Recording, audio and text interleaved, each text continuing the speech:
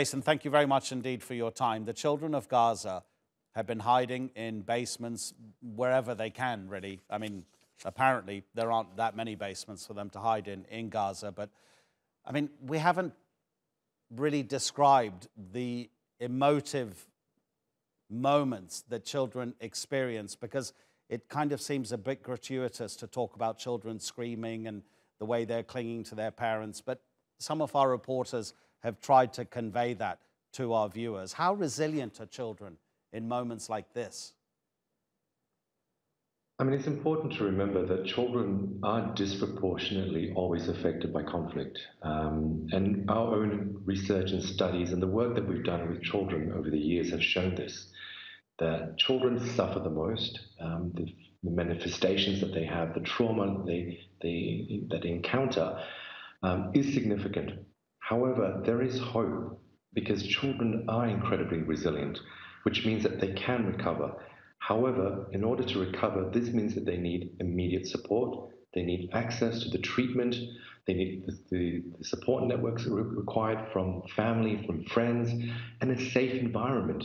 Because again, you've got to remember many children in Gaza are already traumatized. They have lived through 14 years of blockade. They've been through several escalations in the fighting and the conflict, and it keeps reopening these wounds.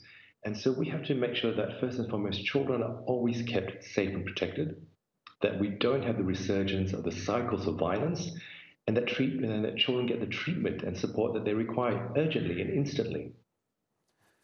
The mental side of the issue, I mean, the physical side of those who may have been injured, and obviously they will probably have friends who have died, who they won't see when they eventually possibly go back to school.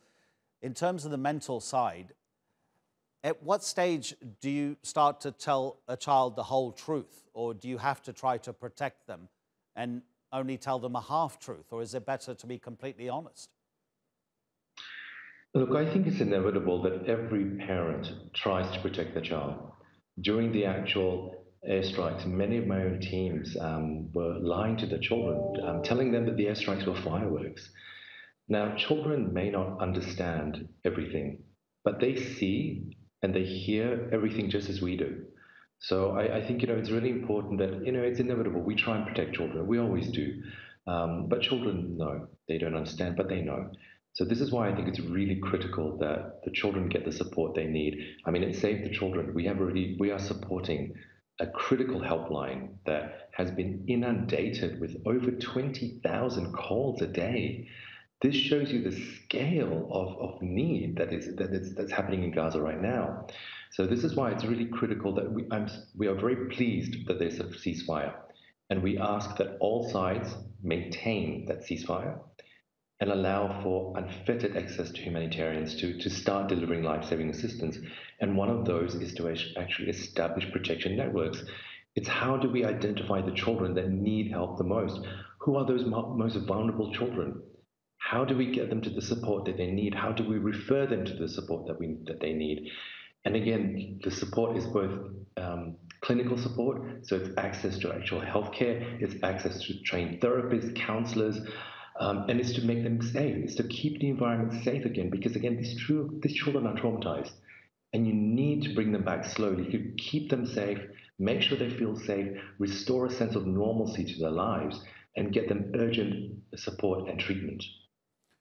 And then how can you do your best to ensure that a child doesn't grow up to feel insecure for the rest of their lives because of what they've experienced as a child? Everybody knows, I mean, it's sort of psychology 101 for people who don't really even study the subject, that what happens in your childhood affects you later in life.